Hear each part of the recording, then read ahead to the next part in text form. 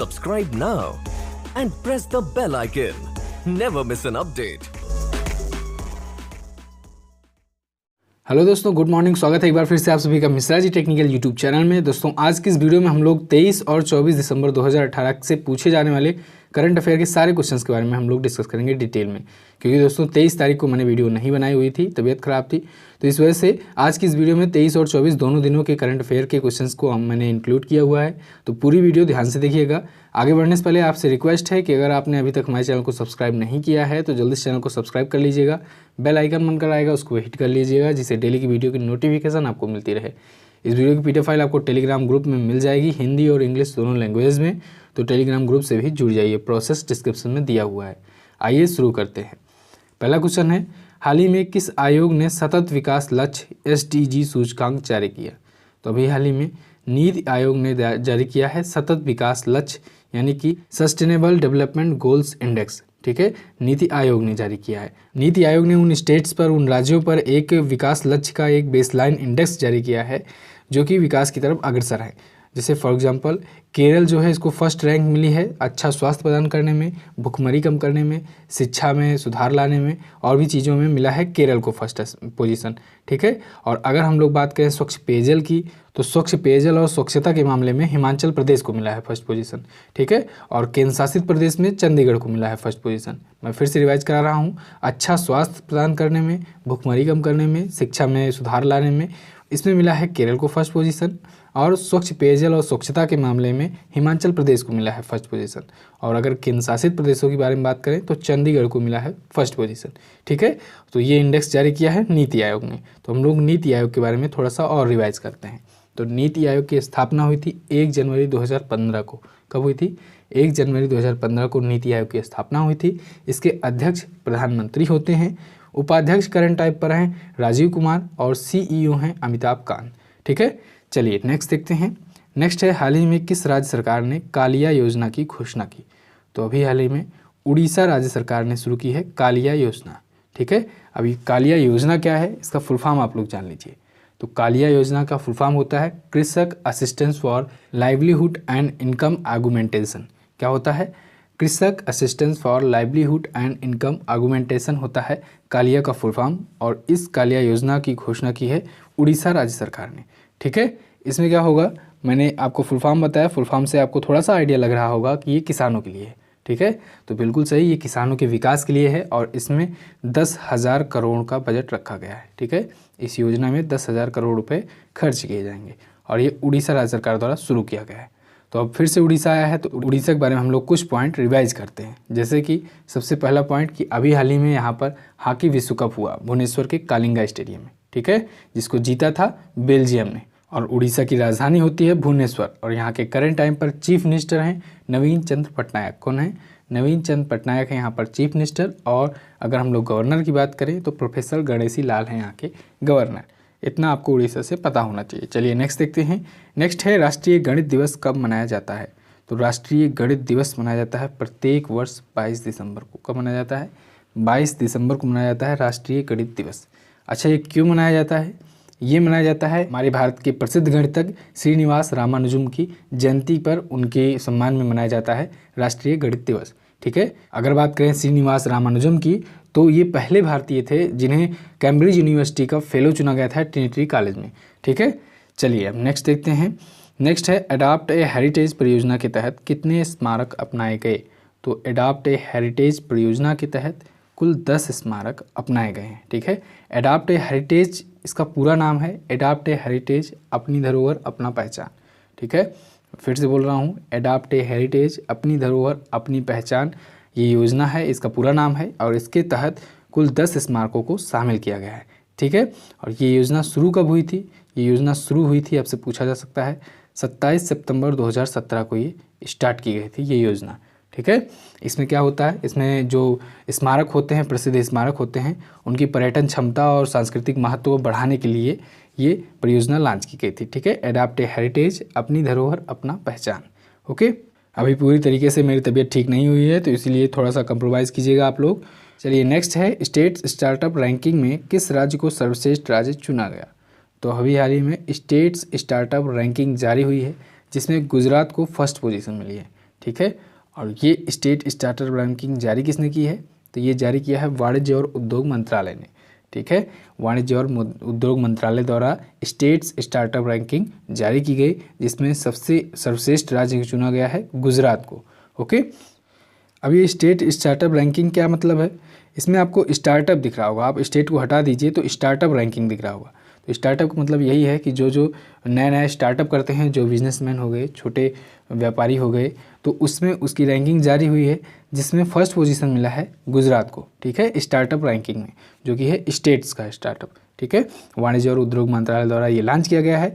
तो वर्तमान में वाणिज्य और उद्योग मंत्री कौन है, इसके बारे में आप लोग जान लीजिए। तो वर्तमान में वाणिज्य और उद्योग मंत्री हैं सुरेश प्रभु। आज क्वेश्चंस ज़्यादा हैं, तो इस वजह से हम लोग जल्दी जल्दी कवर करने की कोशिश करते हैं। नेक्स्ट है, हाल ही में भारतीय महिला क्रिकेट टीम का कोच किसे चुना गया। तो अभी हाल ही में भारतीय महिला क्रिकेट टीम के कोच चेंज हुए हैं, जो कि अब बनाए गए हैं WV रमन, ठीक है। सी ऑप्शन आपका करेक्ट होगा। भारतीय महिला क्रिकेट टीम के नए कोच हैं WV रमन। इस रेस में गैरी कस्टन भी थे, जो कि भारतीय टीम के कोच रह चुके हैं, लेकिन WV रमन को ही बनाया गया भारतीय महिला टीम का कोच, ठीक है। काफ़ी एक्सपीरियंस्ड कोच हैं ये WV रमन, और ये करंट टाइम पर हैं बंगाल रणजी ट्रॉफी टीम के कोच, ठीक है। तो जब ये भारतीय महिला क्रिकेट टीम का कोच का पद ग्रहण करेंगे तो इनको वहाँ से इस्तीफा देना होगा। क्लियर है। चलिए, अब हम लोग भारतीय महिला क्रिकेट टीम आई है, तो हम लोग इससे एक पॉइंट लिंक करते हैं। अभी हाल ही में हुआ था महिला T20 विश्व कप, जिसको जीता किसने था, ऑस्ट्रेलिया ने जीता था और इंग्लैंड को हरा कर जीता था। अच्छा, ये आयोजन हुआ कहाँ था, ये भी इम्पोर्टेंट है।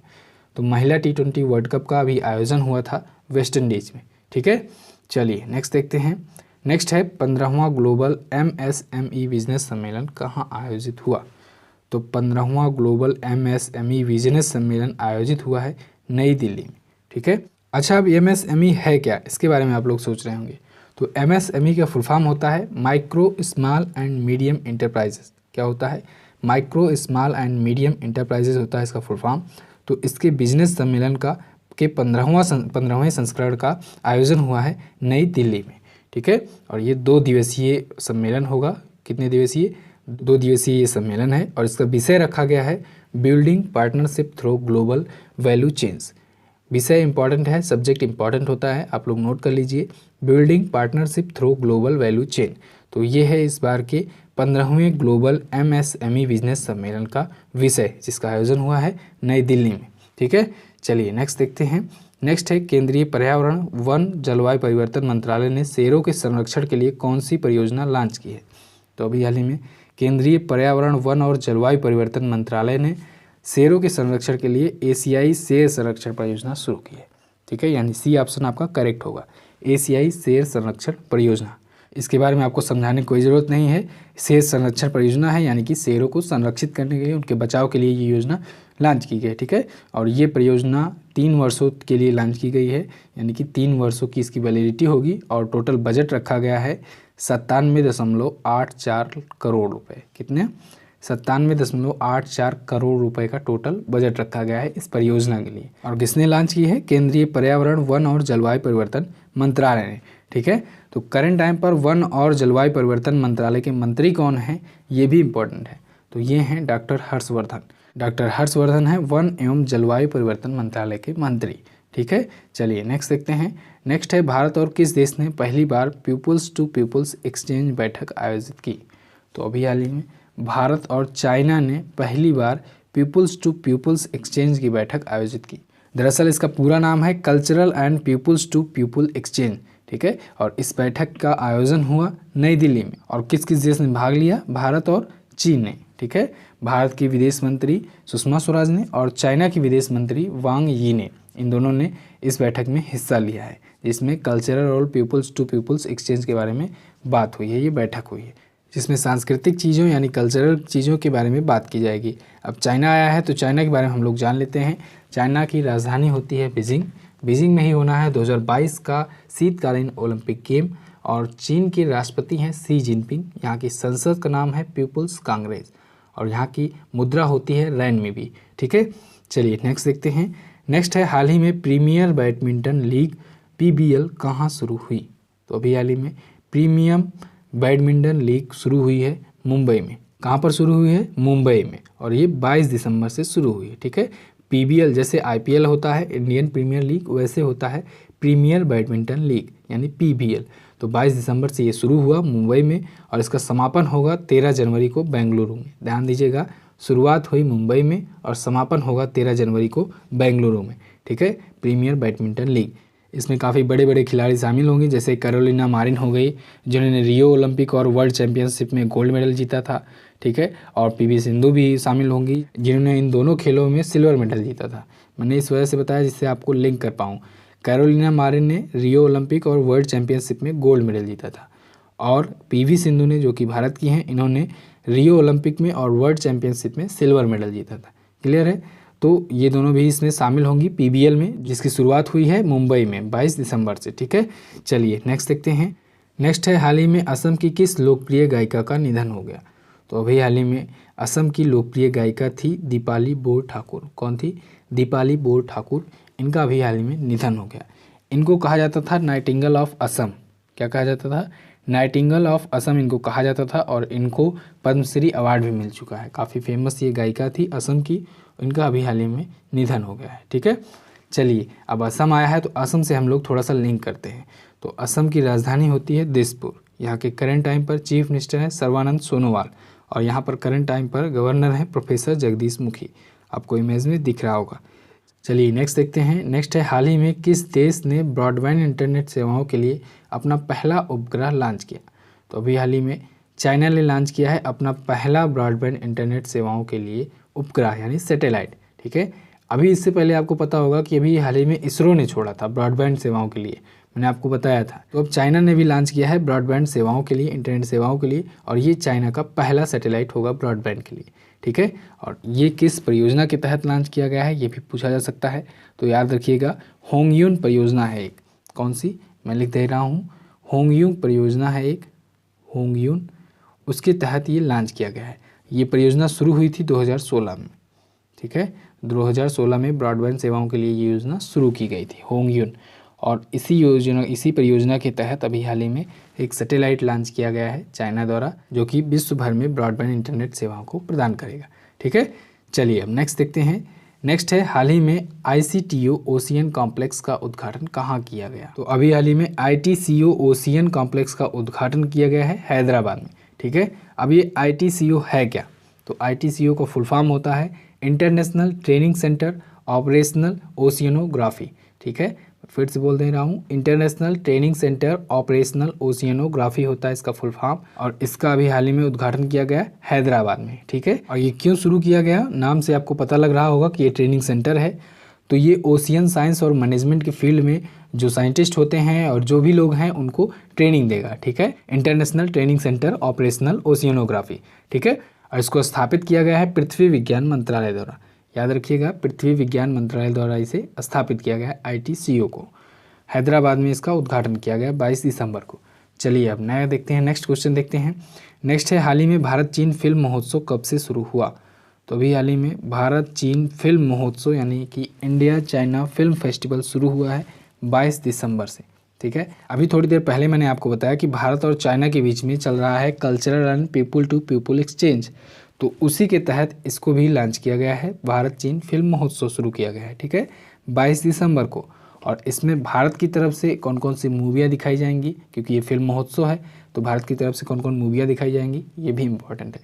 तो भारत की तरफ से हिंदी लैंग्वेज में दंगल दिखाई जाएगी, ठीक है, हिंदी लैंग्वेज में दंगल दिखाई जाएगी। बंगाली लैंग्वेज में माझेर झोल दिखाई जाएगी।